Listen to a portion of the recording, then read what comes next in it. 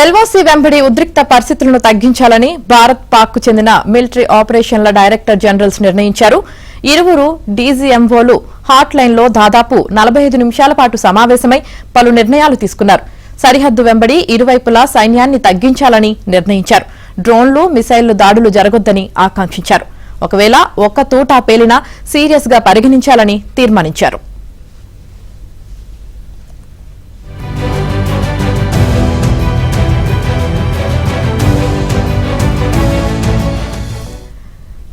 సాధారణంగా వీరి భేటీ మంగళవారాల్లో ఉంటుంది. దీన్ని బట్టి ఇవాళ కూడా మరోమారు హాట్ లైన్ సమావేశం జరిగే అవకాశాలున్నాయి.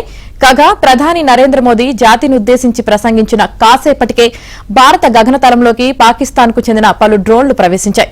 తొలుత పఠాన్కోట్ వద్ద 1, బమియాల్ వద్ద 2 నిఘా డ్రోన్లను గుర్తించినట్లు బీఎస్ఎఫ్ వర్గాలను ఉటంకిస్తూ జాతీయ మీడియా కథనాలను ప్రచురించింది.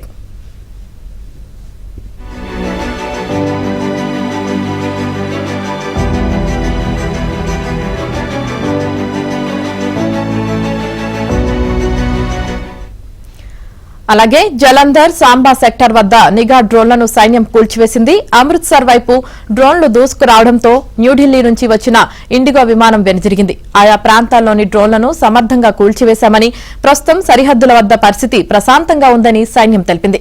ముందు జాగ్రత్త చర్యగా జమ్మూ కాశ్మీర్లోని సాంబా, హోషియార్పూర్లో బ్లాకౌట్ను ప్రకటిస్తూ ఆయా జిల్లాల కలెక్టర్లు ఆదేశాలు జారీ చేశారు.